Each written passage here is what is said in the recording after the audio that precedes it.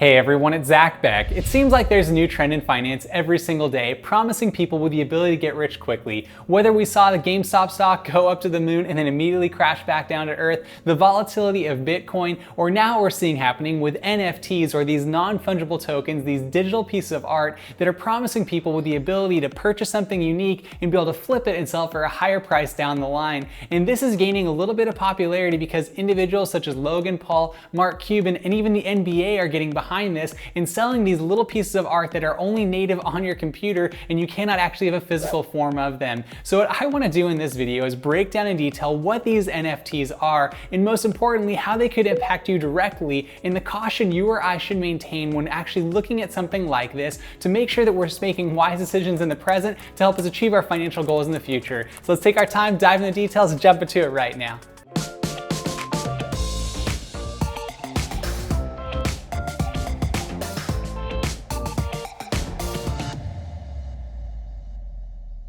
As previously mentioned, NFTs, or non-fungible tokens, are gaining popularity right now, and this can range from anything. It could be a digital piece of art, it could be a trading card, or it could be something else where someone is basically creating something native online and then selling it to you, but it's only one of a kind, and therefore this level of scarcity or this level of uniqueness of only having one original item allows it to gain value supposedly. So what we're finding is that people are actually beginning to create their own NFTs and sell them. For example, Logan Paul recently did this and he made $3 million in the course of one day. In addition, we saw recently an art piece of art done by WeBull, which was sold for $67,000 initially, but then it was turned around and sold for $6.6 million. And this is something that's very interesting because people are seeing this as an opportunity to get rich quickly. And just like any situation where we see something that is causing this type of volatility and we're seeing headlines where people are becoming millionaires overnight, we should always proceed with caution when we're thinking about the average person getting involved in this, because what you do not want to have happen is something similar to what transpired with GameStop. And you might remember when GameStop became very popular, that was when everyone came in and purchased a stock and the price continued to grow over time. Now there's a lot that went into this because those stocks were specifically shorted, but the belief behind a lot of people coming in and purchasing that stock was they thought they could get rich quickly because that stock would go to the moon. Now, generally speaking, any sort of trend in finance, we really want to be cautious about, because overall, it's very easy for us to get swept up in the mania and in the headlines that we see on news where we think, man, I could get a bite of that. So I just want to caution you as you're looking at this, because right out of the gate, it could be easy to become prey and purchase something thinking you could go around and turn it and sell it yourself. Now, this isn't to say that this is inherently a bad thing. So NFTs operate on what is called the blockchain. It is very similar to what you see happening with Bitcoin or other cryptocurrencies, where they use blockchain as a way to verify transactions back and forth. The difference between this and as opposed to something like Bitcoin is that Bitcoin, you have 21 million Bitcoins totally that are going to exist ever. Whereas with an NFT, it's non-fungible, meaning it cannot be changed. Therefore, there's only one of a kind, or you only set up a specific amount. So in that sense, these NFTs are really designed for basically serving as like a new form of art as opposed to the original forms of art that we've seen out in society. And what's really interesting about this is that you could still access this piece of art and see it on your computer just like any sort of JPEG or PDF or PNG on your computer, but the original person who owns it can verify on the blockchain that they are the original owner of it. Therefore, it provides them with value, and that particular piece of art with value. You might read about a few examples of NFTs that are becoming popular, whether it's the CryptoPunks that recently sold for $2 million, or even a crypto kitty called Nyan Cat, which recently sold for $590,000. And you're seeing that generally speaking, these NFTs are just gaining a little bit of popularity right now, and it's interesting to see that some people are willing to spend so much money thinking that they can go around and turn it and sell it for a little higher price. One way to think about NFTs is almost like a crypto alternative to rare Pokemon cards or trading cards. So these digital assets basically cannot be duplicated, and that is because it's designed in such a way to create scarcity, therefore increasing the value. So generally speaking, people are purchasing them believing that because they can demonstrate on the blockchain that they are the original owner of that original only asset, that perhaps they could sell it for a high value. Now we're seeing people do some interesting things in the real world to hopefully turn things into a digital asset asset or an NFT. For example, a recent piece of art done by Banksy was actually burned, and that was done by a group of individuals who burned this piece of physical art so they could create a digital version of that piece of art. Therefore, it's even more rare, and they're hoping to then sell that and actually turn it into a higher profit. So you're seeing things are getting a little crazy right now, and generally speaking, if you're involved in this, you just want to be cautious, knowing that it's not necessarily going to produce the kind of results for everyday individuals. It really requires some sophistication. Now, if you're someone who just wants to collect these things for the sake of owning them, that is totally different. But if you're looking at this as an investment alternative, I really want to prevent you from doing that, only because I believe that right now it might not be the best thing possible moving forward. Now, I could be wrong, and this could be a positive thing long term, because right now one of the downsides for artists creating digital art is that they have a difficult time being compensated for it. So this hopefully opens up the door for people to do so. But I could also see this becoming a bit of a scam for other individuals to just create things out of thin air and sell them for a high profit to people who are unsuspecting and believe that they're going to be able to sell that for a higher profit down the line. And once again, that is just something, if you are limited on your finances and you're looking for a way to get rich quickly, anything that's going to produce a quick result is probably not applicable to most people. Therefore, it's usually the hype that surrounds that is going to cause people to get rich, and those are the individuals who are going to benefit from this. So if you saw, like earlier, like I mentioned, Logan Paul has already benefited from this, making millions of dollars. We've already seen that individuals such as Mark Cuban, who's a good guy, but he's a billionaire, he's looking to benefit from this. National Basketball Association and other sports leagues are benefiting from this. So you just want to make sure that if you're the one getting caught in the middle and actually spending money on this, that you proceed with significant caution, not thinking of this as an investment, but more so something that you want to own, like if you wanted to own a Pokemon card or a baseball card or any other collectible for that matter. One development that is actually providing some validity to NFTs is now art houses that actually auction off art are starting to get in on the action. And we actually saw Christie's, which is like the original art house where they conduct auctions for a physical piece of art, are now doing so for digital pieces of art such as NFTs. They actually have an auction going on where they're actually auctioning off one of WeBull's pieces of art, and it's up to almost $3 million now that are actually bidding for that piece of art. So as this continues to gain more mainstream media attention, we're going to see people in the broader population maybe gravitate towards them. And like I said, this could potentially be a positive, and maybe it's a way to make money or a way to actually have something that you truly value. But I would say with significant caution that I think this is the potential to actually dupe a lot of people and actually put them in a negative financial situation long term.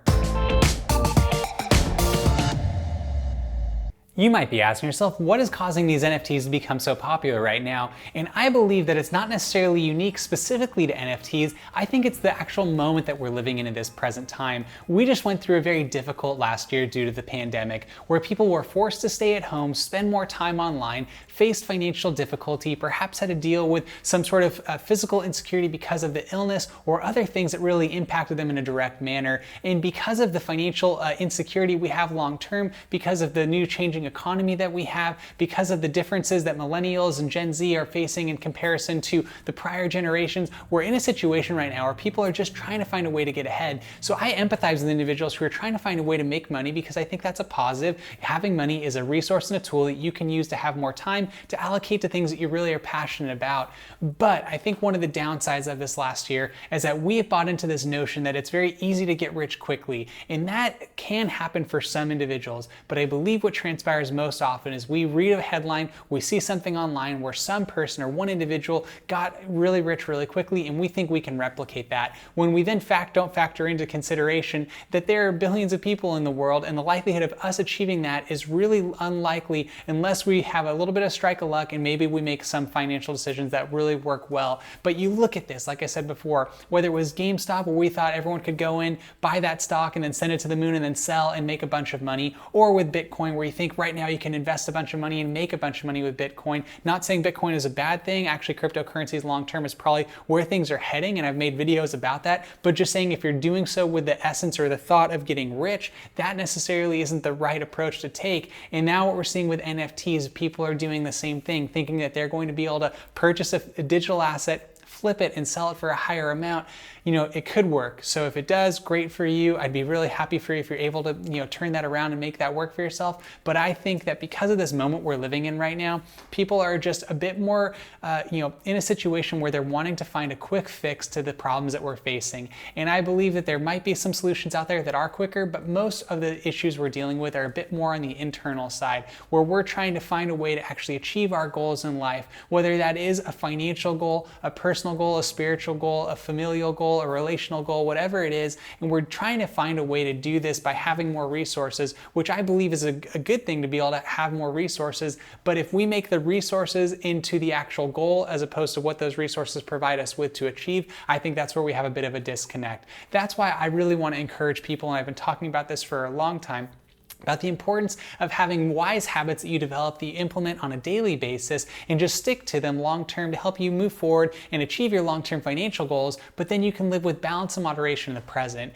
And those goals are as follows. Do everything you can to cut back on spending, save money where it's possible, try to avoid lifestyle inflation, try to avoid debt when possible, and then do everything you can to save and invest your money specifically and strategically into the market, into things that make sense and that you understand. So if you want to do that, I like investing into index funds. That personally is what brings me a lot of comfort and a lot of peace of mind, knowing that long term, that's where my finances are heading. It's not going to get me rich quickly overnight, but I believe over time, it'll provide the resources I need to provide for my family, to live a meaningful life, and to do things in society that are meaningful. And this isn't to say that if you're pursuing a quicker route than myself, that is a bad thing. I'm just saying that if you do not have those longer term trajectories established, and if you don't have your habits mirroring them in the present, you might be more likely to lose a lot of money than actually have your wealth develop over time. So it's just something you want to take into consideration. On that note, if you actually want to get started with investing or actually starting to purchase stocks or getting into index funds, I do have links in the description that you can check out. You can get 2 free stocks from WeBull down below. If you deposit $100 on the platform,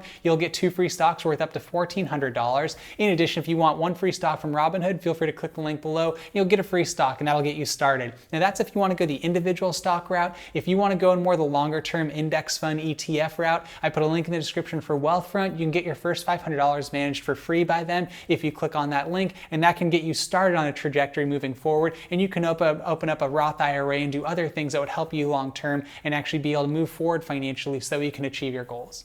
One of the most effective ways to make NFTs work for you is if you actually collect the like button for the YouTube algorithm. Now I'm just kidding around, but if you wouldn't mind, please like the video. It'd really help the channel out a lot and help push this video to other people who might need to hear it so that they can make sure they understand fully what NFTs are, and hopefully they can make a wise decision without getting caught in the midst of this upcoming trend. You might be asking yourself, are NFTs going to be here for the long term? And I don't know if we have a clear answer to that right now. The most similar example that we could look at would be the ICO boom that we saw happen back in 2017, where everyone got flooded into that, and then we saw it kind of fizzle out over time. I'd say most likely this is going to be beneficial for maybe the top 1% or 10% of people who get involved with NFTs, and the remaining 99 to 90% of individuals are probably going to be left as the bag holders or people losing money on something like this. And I don't want to be such a negative person on this particular topic, but I just was reading a lot about this and hearing a lot about this and realizing that some individuals might fall prey to going into something along these lines, not fully understanding what it is. And once again, if this ends up being a system that works great for both artists, consumers, collectors, and others, man, that would be amazing, and I hope that that can work. But I think this is a different thing that we're seeing right now, and when you see billionaires going into this, or very multi-millionaire individuals who are the ones benefiting from it, whether it's Gary Vee, Mark Cuban, Logan Paul, or large entities like the NBA, or even other groups that are actually starting to buy into this, like Christie's, who's a very large auction house that makes a lot of money,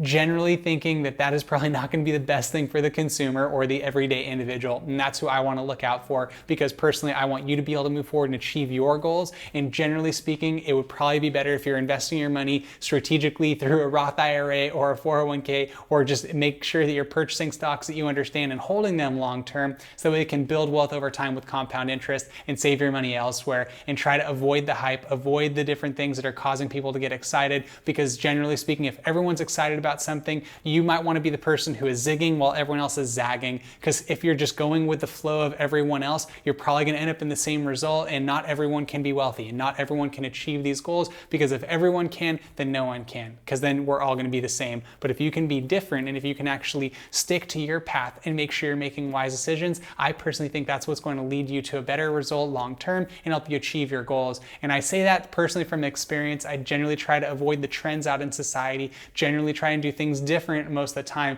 You know, that could be a bit of my contrarian approach to life, but I have found myself finding myself in a better situation because of that, whether it was back when my teen years when I didn't fall prey to certain trends, or if I didn't fall prey to certain career paths that people said I had to go down. This is the direction that I went down, and it has worked out very well for myself from a financial perspective, yes, but more importantly from a personal perspective. And I'm hoping that you and I can be more present in the moment and not continuously swayed by the shiny object or the most recent trend out in society, because ultimately, if it's just a trend, if it's just a fad, it's probably not going to produce the kind of results that we want. And also, it just inherently provides us with more stress. And I want you to have less stress in your life. And if you can create an automated system that allows you to have more financial comfort and peace of mind in the present, that'll help you long-term in the future and allow you to actually achieve your goals without having to be constantly consumed by what is going up and what is going down. You can just set your path and move forward. With all that being said, I'd like to thank you for watching the video today. If you wouldn't mind, please like the video. That would really mean a lot to myself and also help push this video to other people who might need to hear it. Furthermore, if you wouldn't mind, please comment down below. I'd love to interact with you, get to know you, do any research on your behalf, and answer any questions for you as well. Furthermore, if you wouldn't mind, please subscribe to the channel. That would mean a lot to myself personally, as I do everything I can to create content that will make a positive impact in your life by encouraging you and myself to lead lives of meaning and purpose, all while maintaining balance and moderation. And if you subscribe to the channel, please do everything you can to tap the notification bell. That will notify you every time I post a video, which I do on a weekly basis. Once again, I'd like to thank you for watching the video today. I hope you have a wonderful remainder of your day. Talk to you next time.